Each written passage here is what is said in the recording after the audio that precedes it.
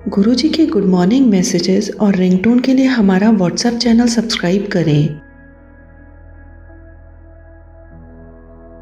धार्मिक शिक्षाओं की माने तो सिख राखी नहीं मनाते, क्योंकि सिख धर्म में दोनों लड़कियां और लड़कियों को समान माना जाता है और सिखी में कहा गया है कि सुरक्षा के लिए किसी को दूसरे पर निर्भर नहीं रहना चाहिए। राखी का त्योहार बहुत खूबसूरत है, इसमें कोई संदेह नहीं, लेकिन सिख धर्म में जो सिख करते हैं या नहीं करते वह केवल गुरु द्वारा ही स्वीकृत होता है। सिख इतिहास में कहीं भी किसी सिख गुरु ने इस हिंदू रीति रिवाज को स्वीकार नहीं किया है। सांसारिक तौर पर जिनको प्यार है, जिन्होंने रिश्तों की कदर करनी है, उन्होंने धागे बांधे बगैर ही कर लेनी है। सिख धर्म के अनुसार कोई भी त्योहार मनाने में कोई बुराई नहीं, लेकिन सिख गुरु ने अपने सिखों के लिए इन्हें स्वीकार नहीं किया है। उन्होंने उन्हें उन सभी चीजों की उलझनों से बाहर निकाला है जिनका सिख धर्म में कोई मतलब नहीं है, और उन्हें सांसारिक मौज मस्ती के बजाय ईश्वर पर अधिक ध्यान केंद्रित करने का निर्देश दिया है, जो अतः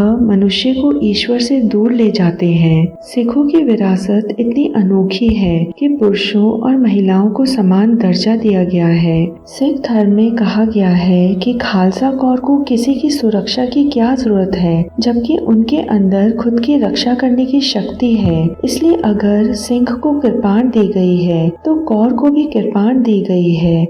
जब 40 सिखों ने गुरु को उनकी जरूरत के समय छोड़ दिया तो उनकी पत्नियों ने अपने पुरुषों के हथियार और घोड़े छीन लिए और अपने पतियों को घर छोड़कर उनकी जगह ले ली। यह गुरु की बेटियों की ताकत का सबूत था कि वह पुरुषों के बराबर या उनसे भी ज्यादा ताकतवर है। यह किस्सा एक महान योद्धा माई भागो जी का है। दिसंबर 19, 1705 को मुक्तसर झील पर खूनी संघर्ष हुआ।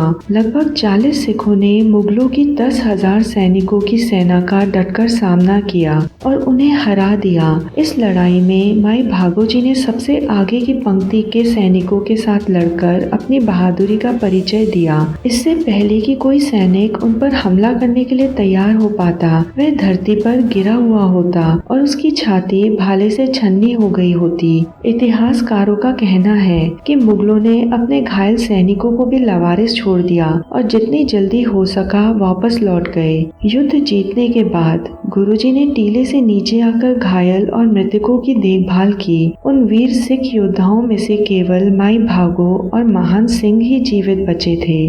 गुरुजी ने जब महान सिंह जी को जीवित देखा तो उन्होंने अपने सिखों से कहा, सिखों देखो, अगर कोई और जीवित बचा है, जख्मियों का इलाज करो। सिखों ने जीवितों को ढूंढना शुरू किया। तभी एक सिख गुरुजी के पास आया और बोला, गुरुजी एक बड़ी हैरानी वाली बात है। गुरुजी बोले, क्या बात है? तो उसने कहा, गुरुजी कपड़े तो आदमियों वाले पहने हैं, मगर है वो गुरु की सिंघनी। महाराज आपकी कोई बहन है, वो भी जंग में उतरी है। गुरुजी ने कहा, कौन है? सिख गुरुजी को वहाँ लेकर गया जहाँ उसने सिंघी को घायल देखा था। जब गुरुजी ने माता भागकौर जी को देखा तो उन्होंने उनके सिर पर हाथ फेरा और कहा, शाबाश बेटा। जब गुरु साहिब जी ने शहीद सिखों का संस्कार किया तो उन्होंने मुक्तसर साहिब जी की धरती पर खड़े होकर कहा, खालसा जी आज के बाद मेरे पंथ को कोई खतरा नहीं। इस पर सिखों ने सवाल किया, गुरुजी तेरा जंग पहले भी हुई है, मगर आपने पहले कभी नहीं कहा कि पंथ को कोई खतरा नहीं, फिर आज आपने ऐसा क्यों कहा? उस दिन माता भागकौर जी की कुर्बानी देखकर, उनकी बहादुरी देखकर गुरुजी ने वचन किया, जिस पंथ की, धर्म की, कौम की औरतें अपनी रक्षा खुद करने के काबिल हो जाएं, तो उस पंथ को दुनिया से कोई खतरा नहीं हो सकता। कोई भी त्योहार मनाने में कोई बुराई नहीं है, लेकिन सिख धर्म में गुरुजी ने अपने सिखों के लिए इन्हें स्वीकार नहीं किया। उन्होंने सिखों को उन सभी चीजों की उलझनों से बाहर निकाला है जिनका सिख धर्म में कोई मतलब नहीं है और जो मनुष्य को ईश्वर से दूर ले जाते हैं। उन्हें सांसारिक मौज मस्ती के बजाय ईश्वर पर अधिक ध्यान केंद्रित करने का निर्देश दिया है। सिखों की विरासत इतनी अनोखी है कि पुरुषों और महिलाओं को समान दर्जा दिया गया है। इसलिए सिख राखी में विश्वास नहीं करते, क्योंकि वह मानते हैं कि लड़कियां और लड़के दोनों बराबर हैं। आखिर में यह निष्कर्ष निकलता है कि हालांकि राखी एक बहुत सुंदर त्यौहार है, लेकिन सिख धर्म में इसका कोई स्थान नहीं। सतनाम श्री वाहेगुरु।